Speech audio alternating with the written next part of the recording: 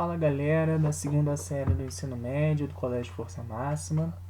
Sou o professor Herman, professor de literatura, e hoje nós falaremos um pouquinho sobre o capítulo 19, segunda fase do modernismo brasileiro, Carlos Drummond de Andrade.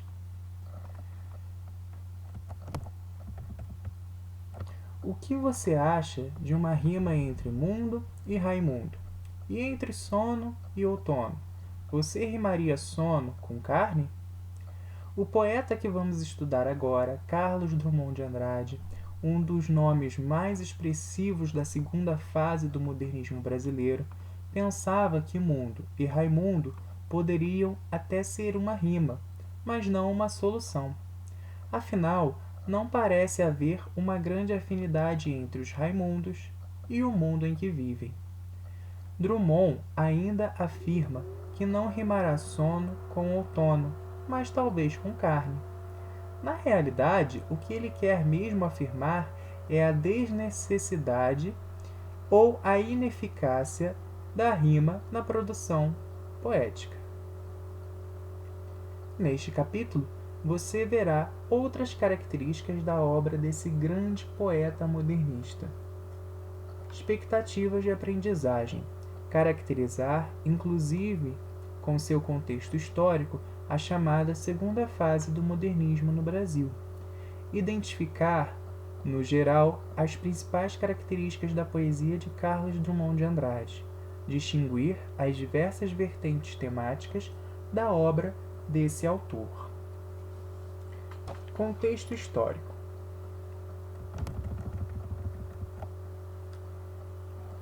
Herdeira e continuadora da geração de 1922, convenciona-se denominar de segunda fase do modernismo brasileiro o recorte temporal que vai de 1930 a 1945. Percebam que é o período entre a Segunda Guerra Mundial. Então, essa atmosfera de medo, de angústia, essa atmosfera sombria trazida ali pela Segunda Guerra Mundial será trazida também na literatura, tá bom? O referido período coincidiu com a ascensão e a queda de Getúlio Vargas, levado ao poder com a Revolução de 1930 e dele afastado logo após o término da Segunda Guerra Mundial. Vargas implantou o chamado Estado Novo e, ao longo período do seu governo ditatorial, notabilizou-se por muitas ações de cunho antidemocrático, desfrutando, no entanto, de forte apoio popular. Aí a história conta um pouquinho pra gente, né? O Getúlio Vargas, ele é conhecido pai dos pobres, né? Ele é chamado de pai dos pobres. Então ele tinha muito apoio popular, tá? Esse conturbado momento da história apresentou, no plano internacional, além da depressão econômica que marcou os seus primeiros anos, o avanço de um lado do comunismo e de outro do nazismo e do fascismo, como ideologias políticas em resposta à crise do liberalismo.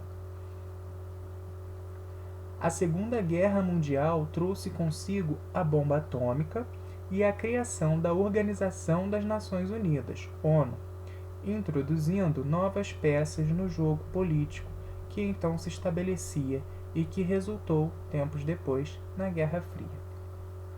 Foi nesse contexto que se destacou, na segunda geração modernista, o poeta Carlos Drummond de Andrade.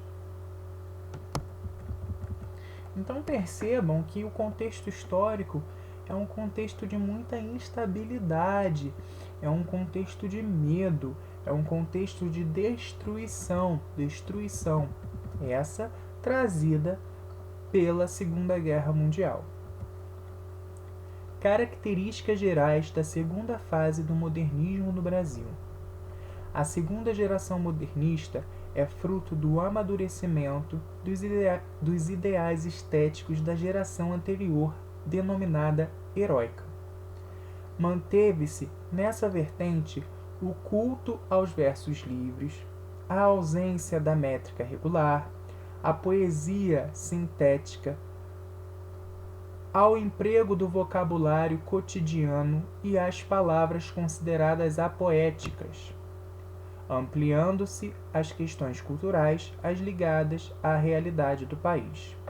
Então, destaquem isso aqui: questões culturais ligadas à realidade do país. Isso é muito importante, tá? Lá na primeira geração do modernismo, nós temos a valorização do cotidiano, né? A questão da inclusão de termos regionais na linguagem. Isso também será visto na segunda geração do modernismo, tá? Os escritores desse período, em continuidade ao processo de ruptura com a tradição literária, prezavam por uma literatura que alcançasse as camadas populares, contrapondo-se a anteriores propostas acadêmicas que colocavam a arte como um privilégio elitista. Vamos lembrar o seguinte: o movimento moderno, o modernismo, ele se opunha ao parnasianismo, né?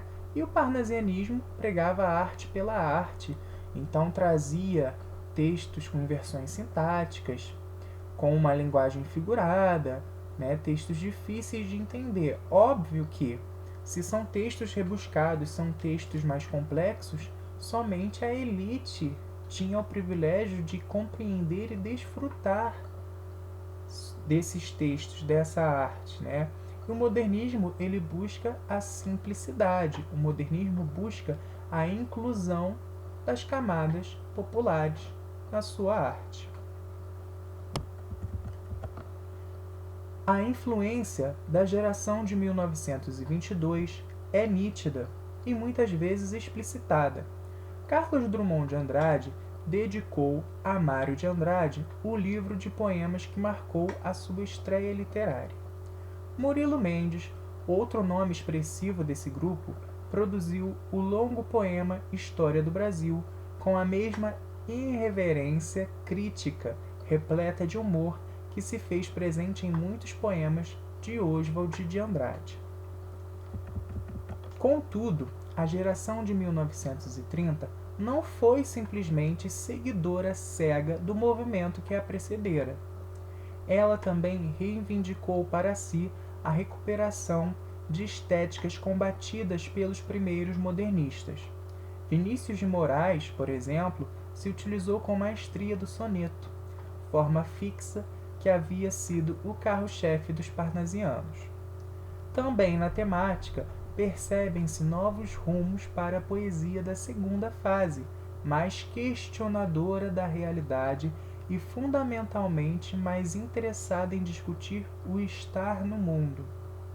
Surgiu assim uma literatura que enveredou pela participação, pelo engajamento, mas que também se aprofundou em posicionamentos intimistas e espiritualizados, como ocorre, por exemplo, com Cecília Meirelles e outros poetas, inclusive Drummond.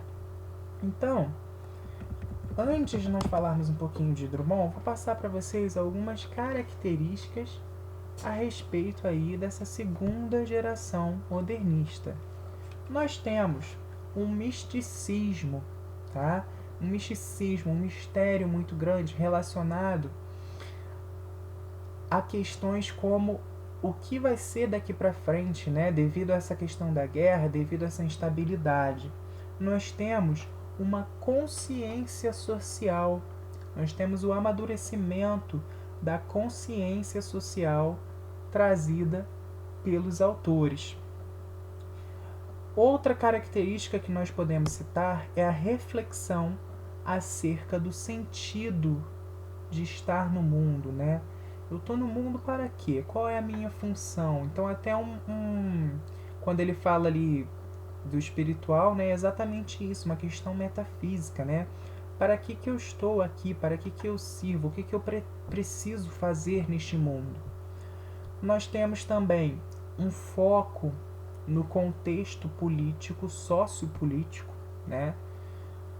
envolvendo então essas questões, esse período de instabilidade. Outra característica que nós podemos citar é a renovação da linguagem. Tanto é que lá em cima, lá na abertura do capítulo, nós já temos essa característica, quando Drummond diz que vai rimar a palavra carne, né? Ele vai usar a palavra carne na sua rima. Então, é uma renovação da linguagem. Nós temos também, em relação à linguagem, versos com estruturas mais elaboradas, diferentemente daquilo que nós vimos na primeira geração moderna, tá? Versos com estruturas sintáticas mais elaboradas.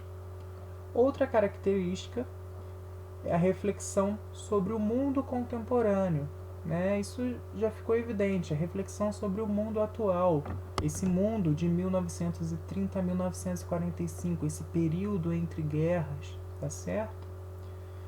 Nós temos a volta do ritmo e das rimas, tá bom?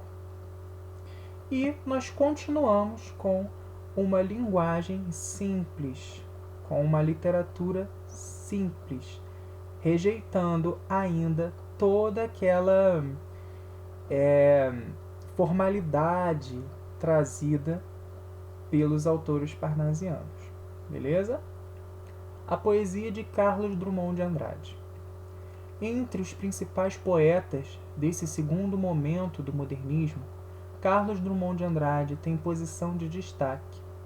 Ler a poesia de Drummond, um dos maiores artistas da língua portuguesa, é receber permanentes lições de solidariedade, incontáveis convites a reflexões sobre o mundo, profundos ensinamentos voltados para o respeito ao próximo e franco questionamento aos danos que o homem causa à natureza. A obra desse poeta mineiro de Itabira, modelo da evolução da poesia moderna, apresenta várias facetas, dentre as quais se destacam o cotidiano, o humor existente em seu cerne e uma visão que ultrapassa a realidade circundante. Em sua obra, o poeta faz uso de um elemento da realidade para dela fugir. Opa, peraí, acho que tem uma leitura aqui. Acho que não. Em sua obra, o poeta faz uso de um elemento da realidade para dela fugir, metaforizando os obstáculos da vida.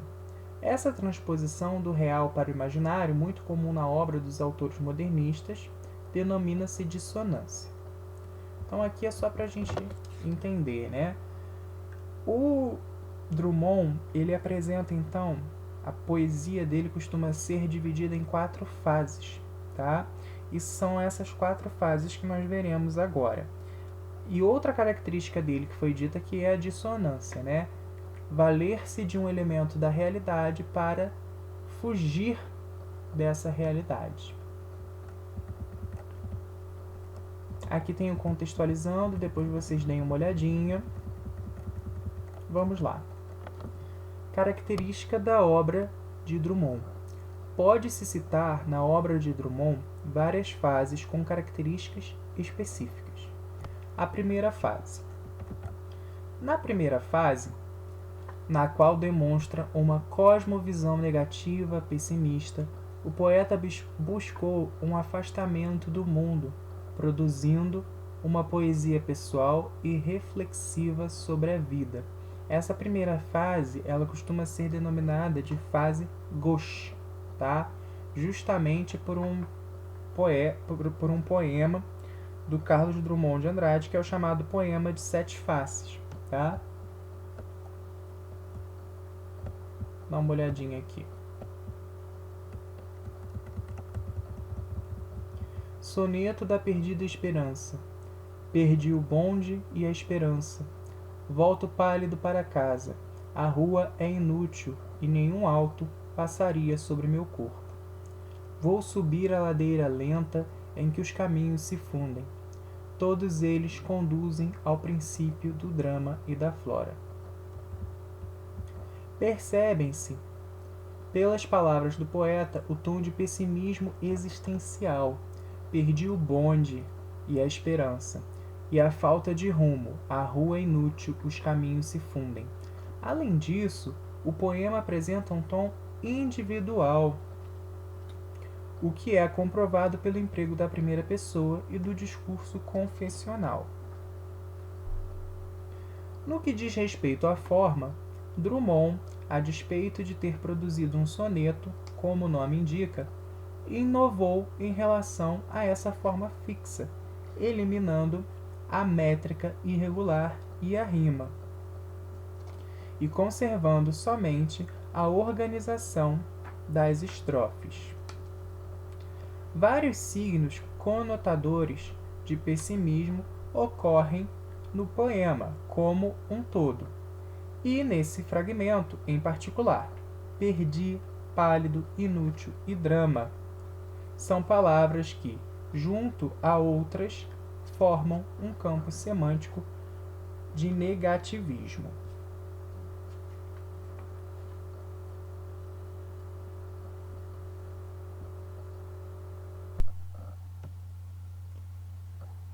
Temos também a leitura do poema de Sete Faces. Vou recitar esse poema para vocês, para que vocês compreendam essa atmosfera, sombria, de pessimismo aí da primeira fase, a chamada fase gauche. Quando nasci, um anjo torto, desses que vivem na sombra, disse: vai, Carlos, ser gauche na vida. As casas espiam os homens que correm atrás de mulheres. A tarde talvez fosse azul, não houvesse tantos desejos. O bonde passa cheio de pernas, pernas brancas, pretas, amarelas. Para que tanta perna, meu Deus? Pergunta meu coração. Porém meus olhos não perguntam nada. O homem atrás do bigode é sério, simples e forte. Quase não conversa. Tem poucos, raros amigos. O homem atrás dos óculos e do bigode. Meu Deus, por que me abandonaste se sabias que eu não era Deus, se sabias que eu era fraco? Mundo, mundo, vasto mundo, se eu me chamasse Raimundo, seria uma rima, não seria uma solução. Mundo, mundo, vasto mundo, mais vasto é meu coração. Eu não devia dizer, mas essa lua, mas esse conhaque, botam a gente comovido como o diabo. Então, esse poema ali, esse poema, poema de Sete Faces, traz ali essa palavrinha gauche, Gauche é esquerdo, é estranho, é diferente. Então, apresentando esse tom pessimista trazido por essa primeira fase da poesia de Drummond. Segunda fase. O poeta abriu-se para o mundo, demonstrando uma vontade muito grande de modificá-lo e participar dele, em lugar do individualismo anterior. Drummond passou a reconhecer os problemas do mundo em uma cosmovisão solidária e participante. Cidade prevista. Irmãos, cantai esse mundo que não verei, mas virá um dia, dentro de 1000 anos, talvez mais, não tenho pressa. Um mundo enfim ordenado, uma pátria sem fronteiras, sem leis e regulamentos, uma terra sem bandeiras, sem igrejas nem quartéis, sem dor, sem febre, sem ouro, um jeito só de viver, mas esse jeito, a variedade, a multiplicidade toda que há dentro de cada um. Uma cidade sem portas, de casas sem armadilha, um país sem riso e glória, um país de riso e glória, como nunca houve nenhum. Esse país não é meu, nem vosso ainda, poetas, mas será um dia o país de todo homem. Então nós percebemos aí um desejo, uma tomada de consciência social e um desejo, de melhorar, de atingir um mundo melhor para todos. A esperança e a certeza desse mundo melhor se fundem no próprio título, Uma Cidade Prevista. O poeta continua explorando estruturas irregulares do poema, como os versos brancos, sem rima, e livres, sem métrica regular. Também não há uma organização de estrofes, o que dá ao poema um ritmo constante. Esse poema é uma exortação para que as pessoas, irmãos, celebrem o mundo. A desesperança do primeiro momento, agora, torna-se a esperança de um mundo melhor. Esse mundo que não verei, mas virá. A solidariedade e o altruísmo ocupam o espírito do poeta. Uma pátria sem fronteiras. Além disso, tem-se o ideal de união entre os povos, uma terra sem bandeiras. A liberdade total como forma de felicidade, sem leis e regulamentos, e o mundo sem divisões, uma cidade sem portas.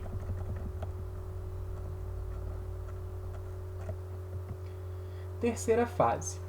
Houve a predominância do tom de reflexão sobre os problemas e fatos universais, com o emprego de uma nova língua por meio da qual o poeta criou o seu próprio vocabulário.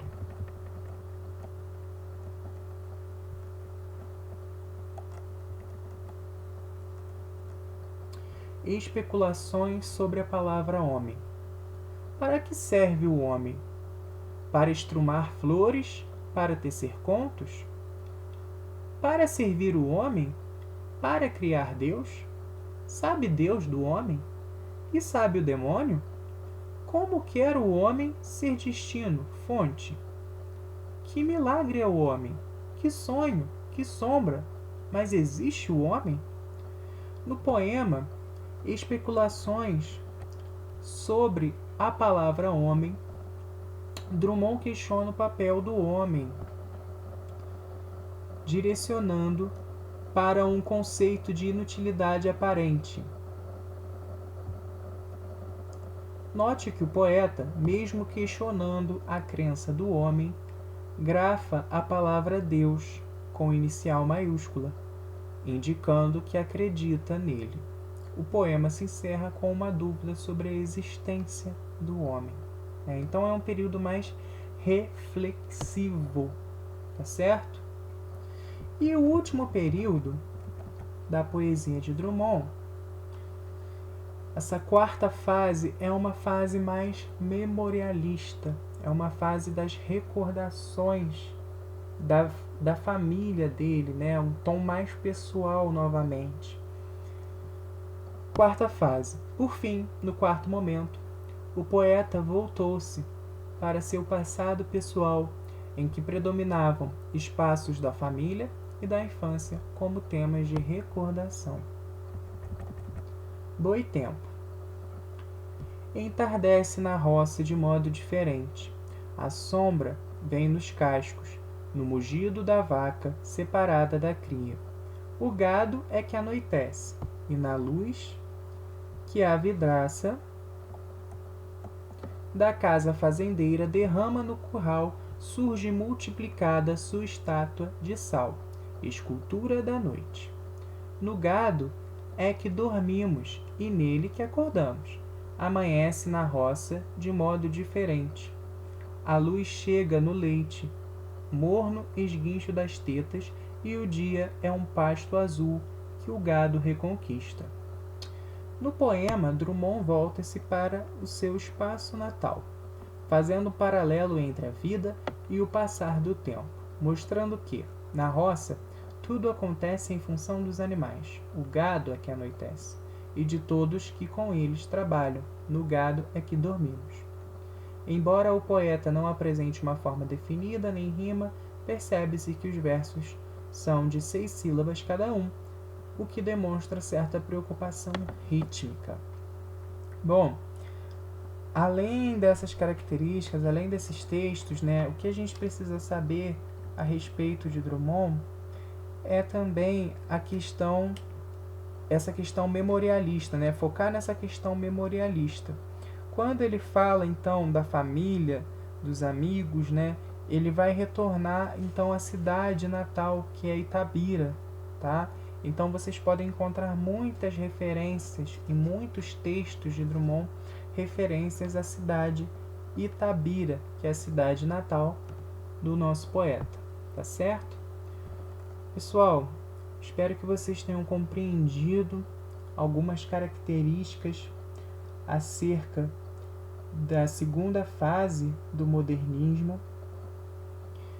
Façam os exercícios da apostila, tá bom? Tirem suas dúvidas nas aulas ao vivo e até a próxima.